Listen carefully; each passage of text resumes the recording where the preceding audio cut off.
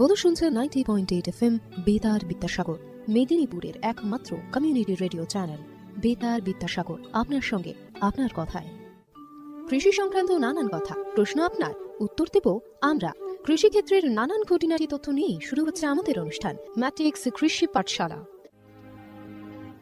কৃষি প্রধান দেশ ভারতবর্ষ, তাই কৃষিক্ষেত্রে উন্নতির কথা মাথায় রেখে কৃষক বন্ধুর পাশে দেশের প্রধানমন্ত্রী সূচনা হলো কৃষকদের জন্য বিশেষ যোজনা পিএম প্রণাম। জৈবিক সারের ব্যবহার থেকে কৃষকদের বিশেষ প্যাকেজ প্রদান, সবই এই যোজনার অন্তর্গত। পিএম প্রণাম প্রধানমন্ত্রী কর্তৃক কৃষক বন্ধুর জন্য বিশেষ যোজনা। পিএম প্রণাম, এই প্রকল্পের সম্পর্কেই বিস্তারিত জেনে নেব এবার। অর্থনৈতিক বিষয় সংক্রান্ত মন্ত্রিসভা কমিটি অর্থাৎ CCEA 28 জুন 2023 তারিখে অনুষ্ঠিত একটি বৈঠকে পিএম প্রণাম প্রকল্পটি অনুমোদন করেছে। পিএম প্রণাম শব্দটি আমাদের মাতৃভূমির পুনরুদ্ধার, সচেতনতা সৃষ্টি, লালন পালন ও উন্নতির জন্য একটি পিএম প্রোগ্রামকে বোঝায়। আমাদের নিজের মায়ের মতো মাতৃভূমি অর্থাৎ মাদার আর্থের যত্ন নেওয়া এবং তাকে সুস্থ রাখার প্রতি এটি একটি অনন্য পদক্ষেপ। এভাবেই মাতৃভূমি এর বিনিময়ে আমাদের অনেক কিছুই ফিরিয়ে দেবেন। গ্রাম পর্যায় থেকে শুরু করে আমাদের সম্মিলিত প্রচেষ্টার মাধ্যমেই এটি সম্ভব। পিএম প্রণামের প্রাথমিক লক্ষ্য হল একটি গুরুত্বপূর্ণ সমস্যার সমাধান করা, আর সেই সমস্যা হল কৃষিতে রাসায়নিক সার এবং কীটনাশকের অত্যধিক ব্যবহার। অধিক উৎপাদনের আকাঙ্ক্ষায় অতিমাত্রায় সার ও কীটনাশকের ব্যবহার হচ্ছে, যার ফলে এই মাটির ক্ষতি হচ্ছে এবং উৎপাদন ক্ষমতা কমে যাচ্ছে। মাটির পুষ্টির নিরাপত্তার জন্য কৃষিতে জৈব এবং প্রাকৃতিক সার একীভূত করে মাটির পরীক্ষাভিত্তিক সারের সুষম ব্যবহার পদ্ধতি করা প্রয়োজন। এছাড়াও জৈব এবং প্রাকৃতিক কৃষি পদ্ধতি, সম্পদ সংরক্ষণের কৌশল যেমন সমন্বিত চাষ পদ্ধতি, ক্ষুদ্র সেচ, মালচিং, নো-টিলাজ, ফসলের ঘূর্ণনের মতো পদ্ধতিও কৃষিক্ষেত্রে গ্রহণ করা উচিত। এই পদ্ধতি মাটির উর্বরতা বাড়াবে, পরিবেশ দূষণ হ্রাস করবে এবং দীর্ঘমেয়াদী কৃষি উৎপাদনশীলতা বাড়াবে। কৃষিক্ষেত্রে সুষম সারের ব্যবহার মাটি সহ আমাদের পরিবেশের স্বাস্থ্য নিশ্চিত করতে গুরুত্বপূর্ণ ভূমিকা পালন করে। ভারসাম্য বজায় রেখে সার ব্যবহারের অর্থ হল উদ্ভিদের জন্য প্রয়োজনীয় পুষ্টির উপাদান সঠিক পরিমাণে এবং অনুপাতে সঠিক সময়ে এবং সঠিক পদ্ধতিতে ব্যবহার করা। সংশ্লিষ্ট রাজ্য বিশ্ববিদ্যালয়গুলি ইতিমধ্যে তাদের এলাকার ফসলের প্রয়োজন অনুসারে এই ডোজগুলি নির্ধারণ করেছে। সুপারিশকৃত ডোজ অনুযায়ী সার ব্যবহার করলে ফসলের ফলন ও গুণগত মান বৃদ্ধি পাবে। সুস্পষ্ট মাটিতে জন্মানো ফল, শাকসবজি এবং শস্য প্রায়শই প্রয়োজনীয় পুষ্টিগুণে সমৃদ্ধ এবং স্বাদ ভালো হয়। ভালো ফসলের জন্য এবং গুণমান আমাদের কৃষকদের জন্য উচ্চ লাভের দিকে পরিচালিত করে। এটা শুধু আরও বেশি পরিমাণ ফসল ফলানোর জন্য নয়, বরং ফসলের মানকেও উন্নত করার জন্য একটি বড় পদক্ষেপ। এটি একটি জয়ের কৌশল যা আমাদের কৃষকদের, আমাদের পরিবেশ এবং শেষ পর্যন্ত আমাদের সকলকে উপকৃত করে। সঠিক জ্ঞানের সঙ্গে পুষ্টির ব্যবহার করলে আমরা যে শুধু ফলনই বাড়াতে পারব তা নয়, বরং আমাদের জমি ভবিষ্যৎ প্রজন্মের জন্য যাতে উর্বর থাকে তাও নিশ্চিত করতে পারব। সুতরাং আসুন একটি উজ্জ্বল এবং আরও টেকসই কৃষি ভবিষ্যতের জন্য সুষম সার ব্যবহারের প্রচার এবং অনুশীলন চালিয়ে যাই। বিকশিত ভারত সংকল্প যাত্রা, বিকশিত ভারত সংকল্প যাত্রা। আসুন এই প্রকল্পের বিষয়ে এবার জেনে নেওয়া যাক। এই প্রকল্পের মূল উপাদানগুলির মধ্যে একটি হল পিএম প্রণাম প্রকল্প এবং কৃষিতে ড্রোনের ব্যবহারকে উন্নীত করার প্রচেষ্টা করা। সারের সুষম ব্যবহার এবং ন্যানো সারের ব্যবহার নিশ্চিত করার লক্ষ্যে department of fertilisers, sir company, প্রধানমন্ত্রী কৃষি সমৃদ্ধি কেন্দ্র, ফিল্ড অফিসার এবং নোডাল অফিসার সহ বিভিন্ন স্টেক হোল্ডারদের একত্রিত করেছে। VBSY এর একটি আকর্ষণীয় বিষয় এই যে এর মাধ্যমে বিভিন্ন ফসল এবং গাছপালাগুলিতে ন্যানো সার এবং জলে দ্রবণশীল সার স্প্রে করার পদ্ধতি প্রদর্শনের জন্য ড্রোনের ব্যাপক পরিমাণ ব্যবহার করা।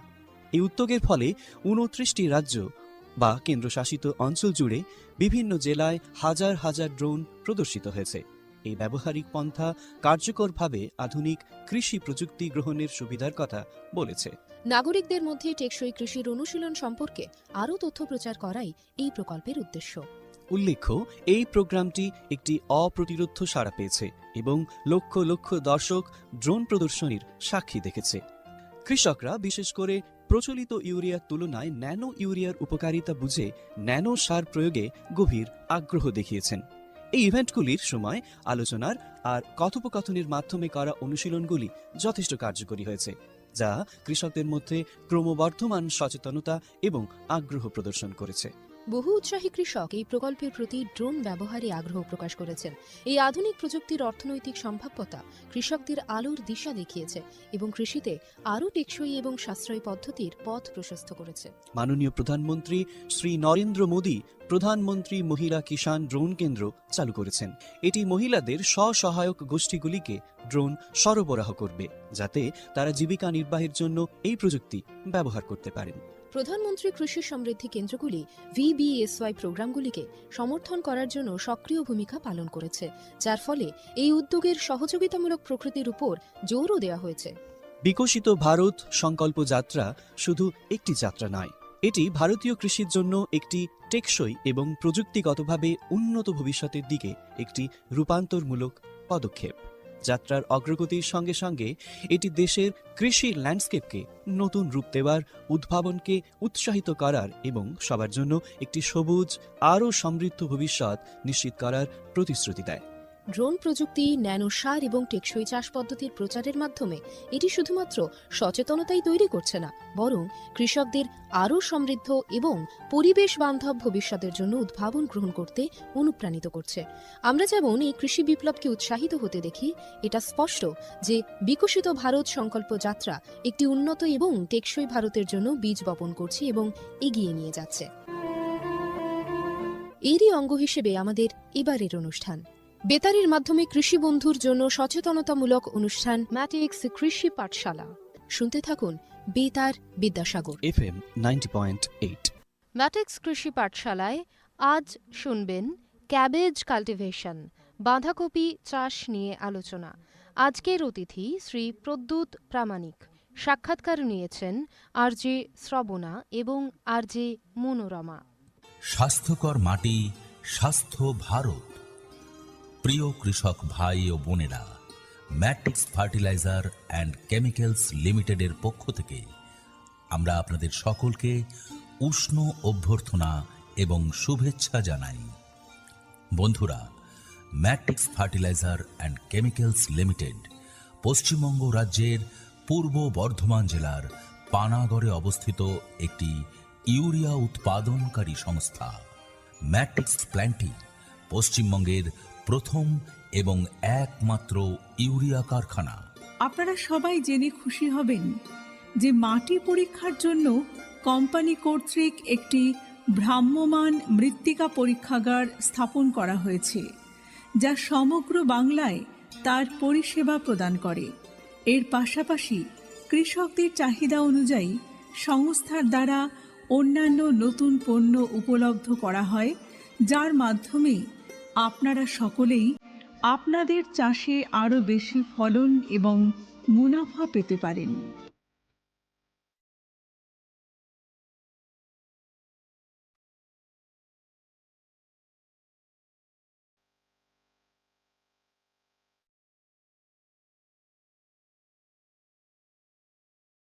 নমস্কার বন্ধু, 90.8 FM বেতার বিদ্যাসাগরে ম্যাটিক্স কৃষি পাঠশালার আরও একটি নতুন পর্বে সকলকে জানাই স্বাগত। আজকে আমরা আলোচনা করব বাঁধাকপি চাষ অর্থাৎ ক্যাবেজ কাল্টিভেশন নিয়ে। আর এই মুহূর্তে আমার সঙ্গে স্টুডিওয়ে রয়েছে প্রদ্যুৎ। কৃষি বন্ধু প্রদ্যুৎকে আমরা আবারও পেয়েছি স্টুডিওয়ে, আরও একবার স্বাগত জানাই। তুমি এর আগে আমাদের মটরশুঁটি চাষ নিয়ে নানান কথা বলেছো, আজ বাঁধাকপি চাষ নিয়ে তোমার কাছ থেকে শুনবো। তো এই দুটো একসঙ্গে তুমি সামলাচ্ছ, কি বলবে? কারণ দেখুন, এই দুটো ফসল সাধারণত শীতকালীন ফসল, শীতের মরশুমে চাষ করা হয়ে থাকে, বা এই অক্টোবর, নভেম্বর, ডিসেম্বর, জানুয়ারি এগুলোতে সাধারণত চাষ করা হয়ে থাকে। তো এই জন্য এতে সামলাতে অসুবিধা হয় না, কারণ শীতকালীন ফসল একসাথেই বপন করা হয়, একসাথেই উঠে বাজারে একসাথেই বিক্রি করা হয়। সেই জন্য এগুলোর জন্য কোনো নতুন করে আরও এক্সট্রা পরিশ্রম করতে হয় না। একটা জমিতে ধরুন 1 বিঘা জমিতে মধ্যে কিছুটা মটরশুঁটি চাষ করা যেতে পারে, কিছুটা বাঁধাকপি চাষ করা যেতে পারে। বাজারে বিক্রয় করতে গেলে যেহেতু এক ধরনের ফসল বিক্রয় না করে 2 বা 3 ধরনের ফসল বিক্রয় করতে গেলে সেক্ষেত্রে আমাদেরই সুবিধা হয় বা আমাদেরই প্রফিট বা লাভের পরিমাণ বেশি থাকে। এই জন্য আমরা বাঁধাকপির পাশাপাশি মটরশুঁটিও চাষ করে থাকি। আচ্ছা, আমরা আস্তে আস্তে দেখছি যে আমাদের এই প্রজন্ম এই চাষবাস থেকে কিন্তু আস্তে আস্তে দূরে সরে যাচ্ছে। সেই জায়গা থেকে দাঁড়িয়ে তুমি চাষের মধ্যে আরো নিজেকে ইনভলভ করেছো, চাষের সঙ্গে যুক্ত রয়েছো। কেন মনে হলো যে চাষ করবে, চাষটাকেই বেছে নেবে? দেখুন, চাষটা আমাদের পরিবারের সাথে যুক্ত রয়েছে। আমার বাবা তিনিও চাষবাসই করতেন, আচ্ছা, তার সাথেই আমি যুক্ত ছিলাম চাষের সঙ্গে। অনেক দিন ধরে, গত 8-10 বছর ধরে চাষের সঙ্গে যুক্ত আছি। আচ্ছা। তা গত কিছু বছর হলো আমার বাবা মারা গেছেন, এই জন্য আমি চাষের সাথে, তা আমাদের যেহেতু জমি রয়েছে, জমি অনেক কিছু রয়েছে, চাষবাস কৃষিকাজ প্রথম থেকেই করা হয়, সেই জন্য চাষের সাথে আমি এখন অনেকটা বেশিভাবে যুক্ত। আচ্ছা, বাহ, ভীষণ ভালো। তো আমার এই বাঁধাকপি চাষ নিয়ে আমার প্রদ্যুতের কাছে প্রশ্ন, এই বাঁধাকপি চাষের মরশুম বা জলবায়ু কীরকম প্রয়োজন? হ্যাঁ, জলবায়ু বলতে সাধারণত এগুলো শীতকালীন ফসল, তো শীতকালের ফসলেই সাধারণত চাষ করা হয়ে থাকে, যেখানে প্রচুর পরিমাণে বৃষ্টি হয় না বা রৌদ্রের তেজ থাকে না। সাধারণত আচ্ছা। শীতকালীন যে শীত যে ব্যাপারটা, হুম, হুম। ওটা থেকে ঠান্ডাতে এই ধরনের ফসলগুলো চাষ করা হয়। তো এই জন্য ওয়েদার বলতে সাধারণত অক্টোবর নভেম্বর মাস বা ডিসেম্বর মাস, হুম। জানুয়ারি, এগুলোতেই সাধারণত খাওয়ার প্রবণতা বেশি থাকে, সাধারণত মেলায় হুম, বা হুম। বাড়িতে খাবার প্রবণতা বেশি থাকে, এই জন্য এই ধরনের ফসলগুলো এই সময় চাষ করা হয়। আচ্ছা, তো কোন সময়ে লাগানো হয় এই বাঁধাকপি? এই ধরুন, এগুলো লাগানো হয়ে থাকে এই সময় ভাদ্র আশ্বিন বা এই সেপ্টেম্বর অক্টোবর মাসে চারা তৈরি হয়, তারপরে এগুলো লাগানো হয়। ফসল পাওয়া যায় ধরুন 90 দিনের মাথায়, এরকম পাওয়া যায় আর কি, আচ্ছা, 3 আচ্ছা। মাস। তো জমি বা মাটি কিভাবে তৈরি করব এই বাঁধাকপি চাষের জন্য? হ্যাঁ, জমি তৈরি করা একটা ব্যাপার। জমি তৈরির জন্য হ্যাঁ। সাধারণত শুষ্ক ধরনের মাটির প্রয়োজন হয় বা শুকনো মাটির প্রয়োজন হয়। ভিজে মাটিতে এগুলো সাধারণত ভালো হয় না, বা বৃষ্টি, এই সময় মাঝে মধ্যে বৃষ্টি হয়ে যায়। বৃষ্টি হয়ে গেলে জমির পক্ষে হুম। ক্ষতিকারক বা খারাপ কিছু হয়ে থাকে, বা সেগুলো ভালো হয় না। আর এগুলো আচ্ছা। সাধারণত জমি তৈরির জন্য প্রথমে ট্রাক্টর দিয়ে চাষ করা হয়, ভালোভাবে কর্ষণ করা হয়, গভীরভাবে কর্ষণ করে প্রথম বা 2 থেকে 3 বার চাষ করা হয়, বা মই দিয়ে জমি পরিষ্কার করে নেওয়া হয় বা সমান করে নেওয়া হয়, যাতে জল টল দাঁড়িয়ে যেতে না আচ্ছা। পারে, এই জন্য হুম। ভালোভাবে ঠিকঠাক করে চাষ করা। তো চাষ বীজ করা হয়। নাকি চারা কিভাবে লাগানো হয়? হ্যাঁ, এগুলো প্রথমে বীজ কিনে নিতে হয় বাজার থেকে, আচ্ছা, যে আচ্ছা। সুন্দর ভালো বীজ থেকে কিনে নেওয়ার পর বীজগুলিকে চারা তৈরি করতে হয়। প্রথমে চারা তৈরি করার পর সেগুলোকে লাগানো হয়। আচ্ছা, তো চাষের শুরুতে মাটি তৈরির সময় সার কিভাবে প্রয়োগ হয়? ধরুন, যে চাষ করা হয়, যে বললাম কর্ষণ করা হয় বা ট্রাক্টর নাঙ্গল দিয়ে চাষ করা হয়, সেই চাষ করার সময় বিভিন্ন ধরনের জৈব সার, গোবর সার প্রয়োগ করা হয়। এছাড়াও রাসায়নিক সার হিসেবে 10-26 বা ইউরিয়া, পটাশ এগুলো দেওয়া হয়ে থাকে। তো এগুলো দেওয়া, এই সার কতটা পরিমাণ আমরা প্রয়োগ করব? হ্যাঁ, এগুলো বাঁধাকপির ক্ষেত্রে একটু বেশি পরিমাণে সার প্রয়োগ করতে হয়। এই ধরুন, কাঠা প্রতি 2 কেজি 10-26 দেওয়া আচ্ছা। হয়। ইউরিয়া 500 গ্রামের মতো দেওয়া হয় কাঠা প্রতি। আচ্ছা, আর আচ্ছা। গোবর সার যতটা বেশি পরিমাণে দেওয়া যায় ততটাই ভালো। আচ্ছা, জৈব সারের ক্ষেত্রে আমরা গোবর সারের কথা তো শুনলাম, তো এছাড়া আর কি কি সার আমরা প্রয়োগ করতে পারি? হ্যাঁ, এছাড়াও আমরা বিভিন্ন ধরনের সরিষা খোল প্রয়োগ করতে পারি, আচ্ছা। বা হচ্ছে কোনো ধরনের সেই ব্রয়লার ফার্মের থেকে যে সারগুলো পাওয়া যায়, ওই সারগুলো ব্যবহার করতে পারি। এগুলো আচ্ছা, কিন্তু খুব আচ্ছা। ভালো হয় জমি। হুম, হুম, হুম। তো তো তুমি ফার্মের কথা বললে, তো ফার্মে এই আহ, বাঁধাকপি কিভাবে, মানে লিংক কিভাবে বাঁধাকপির সাথে ফার্ম, একটু যদি বর্ণনা করো তো ভালো হয়। হ্যাঁ, বাঁধাকপির সাথে ফার্মের লিঙ্ক সেরকমভাবে না হলেও বাঁধাকপির চাষের জন্য যে সারের প্রয়োজন হয়, বললাম ব্রয়লার ফার্মের থেকে সার পাওয়া যায়, হ্যাঁ। সেই সারগুলো খুবই উপযোগী হয়। এই জন্য ব্রয়লার ফার্মের এর সঙ্গে এটা একটা লিঙ্ক খুঁজে পাওয়া যায়। আচ্ছা। যেমন ধরুন, যে সারগুলো ওখানে তৈরি করা হয় বা সারগুলো ওখানে তো ফেলে দেওয়া হয়, সেগুলো বস্তায় ওরা ভর্তি করে রাখে, ওখানে ওদের থেকে আমরা কিনে নিই আমাদের জমি থেকে ওগুলো প্রয়োগ করে থাকি। আচ্ছা, এক্ষেত্রে বলা যেতে পারে তাহলে গরু কতটা কতটা এর সাথে যুক্ত, মানে হ্যাঁ, গরু কি যুক্ত গরু- থাকতে পারে এক্ষেত্রে? হ্যাঁ, গরুর হিসেবে যুক্ত, কারণ গরুর যে গোবর সারটা পাওয়া যায়, হ্যাঁ। সেটাও গরুর ফার্মিং থেকে হয়, বা আচ্ছা। আমাদের গৃহস্থ যে গরু থাকে তাদের সারগুলো এক জায়গায় জমা করে সেই যে গোবর সারগুলো তৈরি করা হয়, সেগুলো দিয়ে আমরা সাধারণত ফার্মের মাধ্যমে তৈরি করে থাকি। তো বাঁধাকপির যে পাতাগুলো হয় হুম। সেগুলো কি আমরা গরুকে খাওয়াতে পারি? হ্যাঁ, সেই পাতাগুলো আমাদের গরুর জন্য খুব ভালো হয়। গরুর যে খাবার হিসেবে সেই বাঁধাকপির পাতাগুলো খুব ভালো হয়, সেগুলো হুম। দিয়ে খাওয়ানো হয়ে থাকে।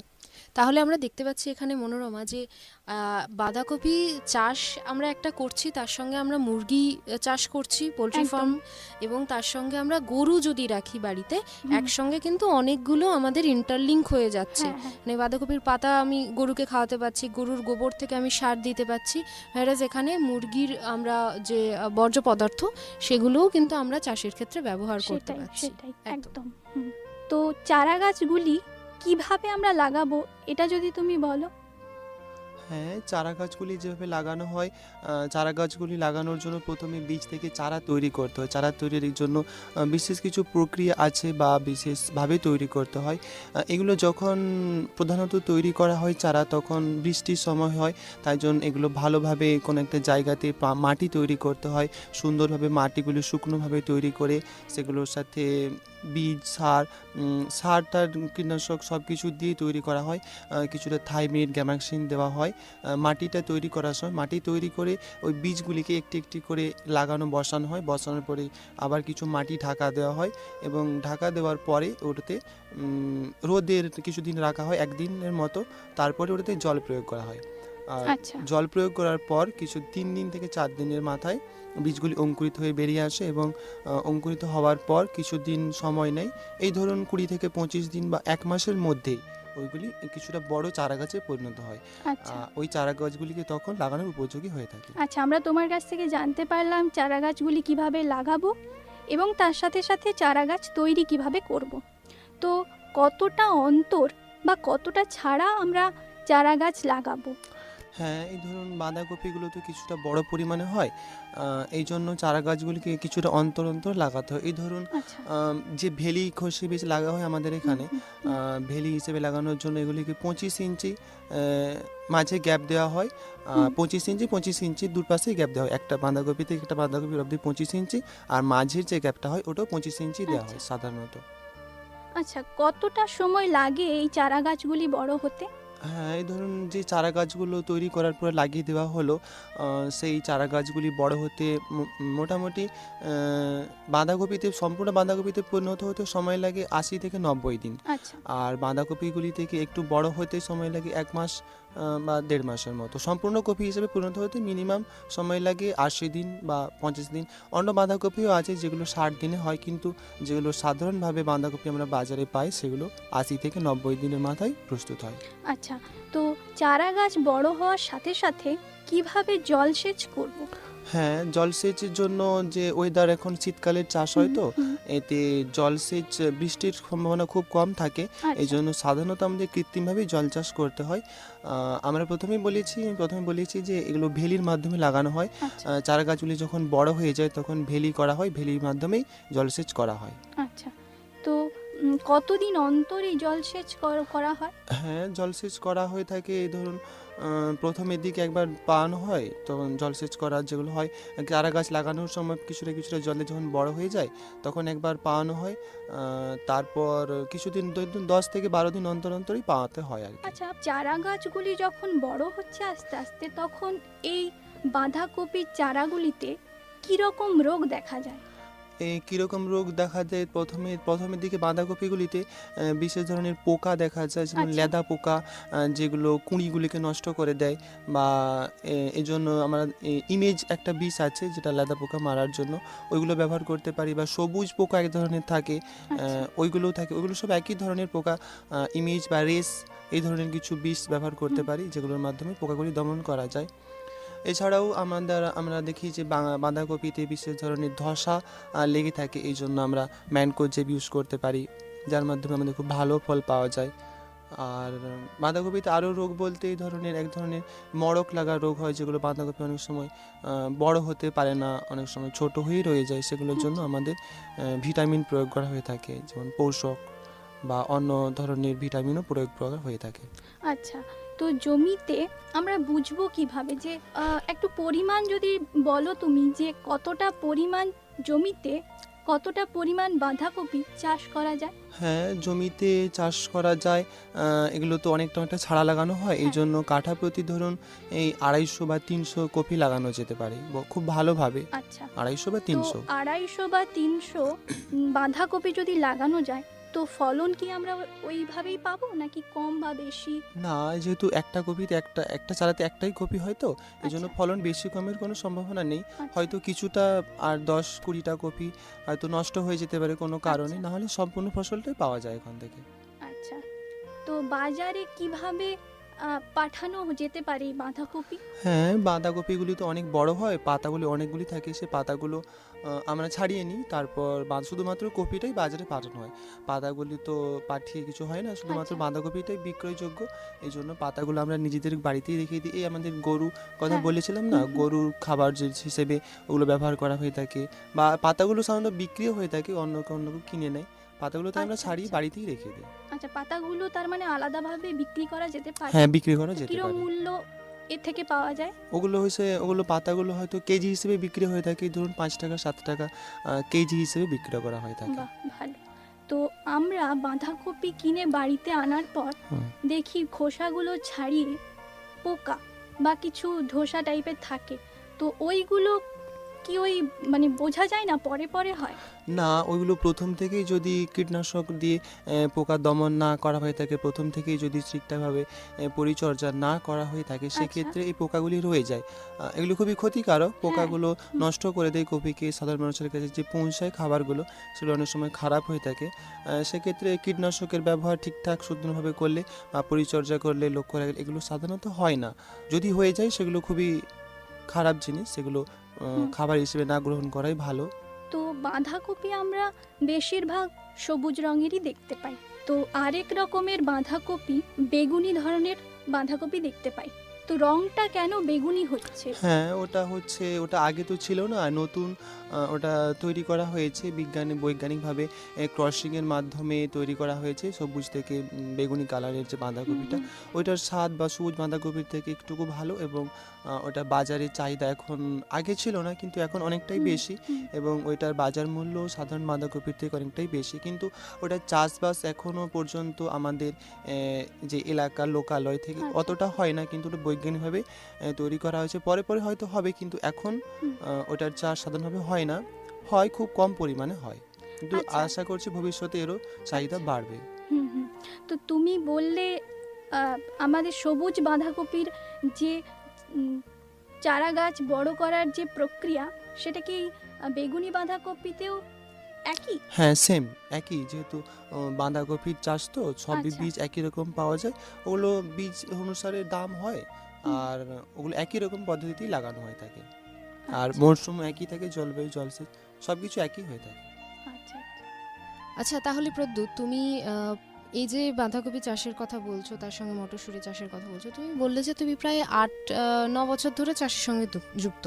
তো তুমি কি প্রথম থেকেই বাঁধাকপির সঙ্গে যুক্ত? হ্যাঁ, আমাদের চাষ তো আমাদের পরিবারের সব প্রথম থেকেই চাষ করা হয়, আর বাবা কাকুরা প্রথম থেকেই চাষ করতেন, সেহেতু হুম। সেই শীতকালীন যে ফসলগুলো হুম। সেগুলো প্রথম থেকেই চাষ করা হয়, তাই আমি প্রথম থেকেই দেখে আসছি, প্রথম থেকেই জানি, বা আমি চাষের সঙ্গে যুক্ত ছিলাম, এখনও হুম। আছি। আচ্ছা, এই বাঁধাকপি যদি আমি বাজারে বিক্রি করতে চাই, ধরো কেউ চাষ করছেন, চাষি ভাই, তিনি বাজারে বিক্রি করবেন, সেই পদ্ধতিটা কি রয়েছে এবং বাজারে বিক্রি করলে সেখান থেকে লাভ কতখানি হচ্ছে? হ্যাঁ, লাভ এই বাজারে বিক্রি করলেই ধরুন, যেগুলো অনেক সময় পাইকারি হিসেবে বিক্রি করা হয়ে যায়, বিল হুম। থেকে যদি আমাদের 1 বিঘা 2 বিঘা জমি চাষ করা হয়ে থাকে, সেক্ষেত্রে বাজারে তো নিয়ে গিয়ে নিজে বিক্রি করা সম্ভব নয়। হুম। সেক্ষেত্রে যে পাইকারি লোকেরা আছে, তারা বাড়িতে এসেই সেখান থেকে আমাদের বাড়ি নিয়ে থেকে যায়। গ্রহণ করে নিয়ে চলে যায়। আচ্ছা, সেক্ষেত্রে দাম কিছুটা কম হয়, কিন্তু হুম। একসাথে অনেকগুলো ফসল বিক্রি করতে পারি। বিক্রি করতে পারো। আচ্ছা, তো একসাথে অনেকগুলো বিক্রি করে দিলে মোটামুটি যদি আমি তোমায় জিজ্ঞেস করি যে এককালীন ফসলে কত পরিমাণ লাভের মুখ কৃষক দেখতে পায়? সে বাজার হিসেবে দাম হয়ে থাকে মোটামুটি ধরো যেরকম- 40 টাকা করে যদি আমরা কিনি, 30-40 টাকা করে সাধারণত বোধহয় বাজারে পাওয়া যায় বাঁধাকপি, আমরা যদি কিনি, তো সেক্ষেত্রে কৃষকের লাভ কত হচ্ছে? কৃষকের লাভ কাঠা প্রতি ধরুন 250-300 কপি হয়। যদি আমরা 300 কপি ধরে নিই, 300 কপির ক্ষেত্রে ধরুন 40 টাকা যদি বিক্রি হয়, সেক্ষেত্রে আমাদের একটা বাঁধাকপি তৈরি করতে খরচ সব থেকে বেশি 5 থেকে 6 টাকা হয়ে থাকে। আচ্ছা বাকিটা পুরোটাই প্রফিট হয়ে থাকে সাধারণভাবে। আচ্ছা আর ওটা 40 টাকা যেটা বললেন, ওটা তো পাইকারি হিসেবে অতটা নেই না, অত না। বাজারে বিক্রি করলে হয়, কিন্তু পাইকারি হিসেবে অনেকটাই দাম কম হয়। দাম কম এই হয়। ধরুন 20 টাকার মধ্যে হয়ে থাকে। আচ্ছা আচ্ছা, তো মোটামুটি কৃষকদের কাছে লাভজনক। লাভজনক। হুম। আচ্ছা, যারা নতুন কৃষক, নতুন করে এই আলোচনা শুনেই হয়তো কেউ চাইছেন যে না ঠিক আছে আমিও বাঁধাকপি চাষ করব, সেই নতুন কৃষকদের তুমি কি বলতে চাইবে? কি হ্যাঁ। করা উচিত একদম প্রথম থেকে পরপর? প্রথম থেকে যদি বলেন চাষ করবে, নতুনভাবে চাষ করবে, তাহলে ঠিক আছে চাষ করুন। প্রথম দিকে অনেকটা বেশি চাষ না করে কিছু কম পরিমাণে চাষ করুন, যাতে আপনারা চাষগুলো কিভাবে করতে হয়, কতটা পরিমাণ জল বিষের প্রয়োজন হয়, সেগুলো সঠিকভাবে জেনেই তারপরেই চাষ করা উচিত। কারণ ধরুন আপনি অনেকটা বেশি জমি চাষ করে নিলেন, চাষ করে নিলে হতে পারে আপনার অনেকটা লস হয়ে গেছে, হতে পারে আপনার বীজগুলি নষ্ট হয়ে গেছে, সেক্ষেত্রে অনেকটা ক্ষতি হয়ে যেতে পারে। এই জন্য আচ্ছা। খুব কম পরিমাণে চাষ করে প্রথম থেকে, তারপর ধীরে ধীরে বাড়ান, ঠিক আছে, কিন্তু প্রথম থেকে কম চাষ করাটাই ভালো হবে। ভালো। আচ্ছা, কত পরিমাণ জল লাগছে আমার এই বাঁধাকপি চাষে? বাঁধাকপি চাষে জল বলতে এখন তো বৃষ্টিপাত হয় না, শীতকালের মরশুম, হয়তো খুব বেশি বৃষ্টিপাত হয় না, হয় মাঝে না। মধ্যে হলো কৃত্রিমভাবেই জলসেচ করা হয়ে থাকে। জল ধরুন 10 থেকে 15 দিন, 10-12 দিন অন্তর জলসেচ করতে হয়। আর জল খুব একটা বেশি পরিমাণ লাগে না এক্ষেত্রে। আর বেশি আচ্ছা। জল দিয়ে অনেক সময় গাছ নষ্ট হয়ে যেতে পারে, এই জন্য শীতকালের ফসল জল কি খুব করে কম বুঝবো পরিমাণে যে দিতে হয়। আমি ঠিকঠাক পরিমাণ জল দিচ্ছি না আমার জল বেশি হয়ে যাচ্ছে না কম হ্যাঁ, হচ্ছে? মাটি দেখেই বুঝতে পারবেন, মাটিতে আর্দ্রতার পরিমাণ, মাটি যদি আচ্ছা। হাত দিলেই বুঝতে পারবেন যে মাটি আর্দ্র আছে, সেক্ষেত্রে জল দেওয়ার দরকার নেই। যদি দেখেন শুকিয়ে গেছে, তখনই জল দেওয়া মানে উচিত। মাটিটা একটু ভেজা ভেজা রাখতে ভেজা হবে। ভেজা রাখতে হবে, বেশি ভেজাও না থাকে, যাতে ধসা লেগে যেতে হবে। ধসা লাগার যে আচ্ছা। ব্যাপারটা, নবী ধসা বা পচা ধসা, ওইগুলো খুব ভয়ানক হয়। ওগুলো যদি লাগতে শুরু করে, সমস্ত কপি নষ্ট হয়ে যেতে পারে। এই জন্য জলসেচ খুব কম করা উচিত এবং প্রয়োজনই করা উচিত। ধরুন 10 থেকে 12 দিন যেটা বললাম, 10 থেকে 12 দিন অন্তরই করা উচিত। আচ্ছা আচ্ছা, এই যে আমরা সাধারণত বলছি যে শীতকালীন ফসল এগুলো, কিন্তু এখন তো বিজ্ঞানের প্রযুক্তি অনেক এগিয়ে গেছে, অনেক কিছুই আমরা মরশুমের বাইরে গিয়ে চাষ করছি, বা যেটা যেখানে চাষ করার কথা তার বাইরে গিয়ে অন্য জায়গায় চাষ করছি। তো তোমাকে আমি একটা জিনিস জিজ্ঞেস করব যে আমরা কি বাঁধাকপি শীতকাল ছাড়া অন্য কোনো মরশুমে চাষ করতে পারি? হ্যাঁ, শীতকাল ছাড়া অন্য কোনো মরশুমে চাষ করা যেতে পারে। সেক্ষেত্রে বাঁধাকপিটা উৎপাদন করার যে খরচ, সেই খরচটা অনেক বেশি পরিমাণে বেশি হয়ে যায়। পরিমাণে। কারণ সেক্ষেত্রে বাঁধাকপির ওয়েদারটা ঠিক না থাকায় জলবায়ুর পরিবর্তন হয়, বৃষ্টিপাত হয়, কপি চারা নষ্ট হয়ে যেতে পারে। সেক্ষেত্রে ভালো উৎপাদন না হতে পারে। কপির যে সাইজ বা পরিমাণ, সেগুলো বড় হবে না, হয়তো অনেক ছোট পরিমাণে হবে। সেক্ষেত্রে কীটনাশক, পোকামাকড়ের উপদ্রব বেশি থাকতে পারে। সেই জন্য ওই সময় অন্য কোনো সময় চাষ করা হয়তো হতে পারে, কিন্তু অনেকটাই লাভজনক হবে না, হবে না, বা মানে ক্ষতি ক্ষতির হতে পরিমাণ পারে। বেশি হতে পারে আর কি। আচ্ছা আচ্ছা, আমার সহকর্মী বন্ধু জিজ্ঞেস করলেন যে বেগুনি রঙের বাঁধাকপি এখন আমরা দেখতে পাচ্ছি, তো এই বেগুনি বা সবুজ এই দুটো রং ছাড়া অন্য কোনো রঙের বাঁধাকপি কি দেখতে পাওয়া যায়? অন্য কোনো রঙের বাঁধাকপি আপাতত এখানে আমাদের বাজারে দেখতে পাওয়া যায় না। হয়তো অন্য কোথাও থাকতে পারে, কিন্তু আমাদের লোকালয়ে বেগুনি বাঁধাকপি এখনো ঠিকভাবে চাষ করা হয় না। হয়তো কেউ কোনোভাবে মানে যেটুকু পাওয়া যায় সেটা বাইরে থেকে বাইরে আসছে। থেকেই আসছে। আর আচ্ছা। হয়তো ওটা চাষটা খুব ভাবে হয়নি এখনো, আগামীতে হয়তো হতে পারে, কিন্তু বর্তমানে সবুজ বাঁধাকপির চাহিদাই এখন সব থেকে বেশি। সব থেকে বেশি। অনেক কিছু জানলাম প্রদ্যুৎ তোমার কাছ থেকে। তো একেবারে সময় শেষ হয়ে গেছে আমাদের আজকের এই পর্বের। তো শেষ করার আগে এই বন্ধুদের উদ্দেশ্যে তুমি কি বলতে চাইবে? বন্ধুর উদ্দেশ্যে বলতে চাইবো, এখনের দিনে কৃষিকাজকে হয়তো সবাই অবহেলার মাধ্যমেই রেখেছে, বা কৃষিকাজ যে ব্যাপারটা, এটার হয়তো শুনতে অনেকটাই খারাপ লাগে, কিন্তু কৃষিকাজ মানুষের, আমাদের দেশ ভারতবর্ষ কৃষি প্রধান দেশ, তো কৃষিটাই একদম। সব থেকে একদম মূল ভিত্তি বলা যেতে পারে। সেক্ষেত্রে একদম। কৃষিকে আমাদের অতটাও তুচ্ছ না ভেবে একটু যদি প্রাধান্য দিই, কৃষিকাজকে বা কৃষকদের যদি প্রাধান্য দিই, তাহলে মনে হয় আমাদের দেশের যে উন্নতি, সেটা হয়তো অনেকটা না হলেও কিছুটা পরিমাণ হতে পারে। তাই কৃষিকাজ আমাদের দৈনন্দিন প্রয়োজন, কৃষিজাত দ্রব্য আমাদের সব দিন প্রয়োজন, তো তাই আমাদের কৃষি থেকে অবহেলা না করে আমরা যদি একটু প্রাধান্য দিই তাহলে মনে হয় কৃষক বা কৃষি ভাইদের অনেক সাহায্য হতে পারে। একদম, প্লাস আজকালকার যুগে টেকনোলজি কিন্তু অনেকটা এগিয়ে গেছে বন্ধু, অতএব কৃষির সঙ্গে যুক্ত হওয়া কিন্তু খুব একটা কঠিন ব্যাপার নয়। অতএব প্রদ্যুতের মতন আমার অন্যান্য সকল বন্ধুকেও বলছি যে তোমরাও এগিয়ে এসো, কৃষিকাজের সঙ্গে যুক্ত হও। আর যে কোনো সমস্যার সমাধানে ম্যাটেক্স কৃষি পাঠশালার অনুষ্ঠান তো বন্ধুর জন্য রয়েছেই বেতার বিদ্যাসাগরের পক্ষ থেকে। আজকে ক্যাবেজ কাল্টিভেশন অর্থাৎ বাঁধাকপি চাষ নিয়ে এই অনুষ্ঠান শুনলে কেমন লাগছে অবশ্যই জানাতে ভুলো না আমাদের। আর প্রদ্যুৎকে ধন্যবাদ, মনোরমা এতক্ষণ ছিল স্টুডিওয়। ধন্যবাদ। আর বন্ধুকেও জানাই সকলে ভালো থাকুন, আবারও গল্প হবে, আড্ডা হবে অন্য কোনো দিন। নমস্কার।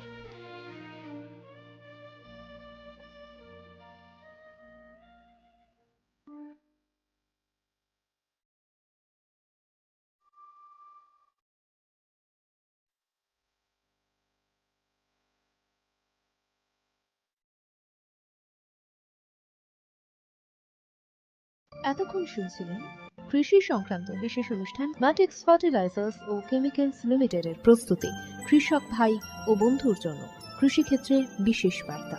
এই ধরনের অনুষ্ঠান আরও শুনতে কানে রাখুন বেতার বিদ্যাসাগর 90.8 FM, ঠিক বেলা 1টায়।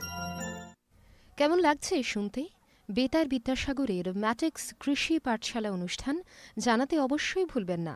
জানানোর জন্য আপনাদের মতামত আমাদের মেল করতে পারেন। আমাদের মেল আইডি betarbiddasagor@mail.vidyasagar.ac.in, অথবা আমাদের সরাসরি ফোন কিংবা হোয়াটসঅ্যাপ করেও জানাতে পারেন। ফোন নাম্বার 8111688499 কিংবা আমাদের চিঠি লিখেও আপনাদের মতামত আমাদের সঙ্গে ভাগ করে নিতে পারেন। চিঠি লিখুন এই ঠিকানায়: বেতার বিদ্যাসাগর, বিদ্যাসাগর বিশ্ববিদ্যালয়, রাঙামাটি 721102।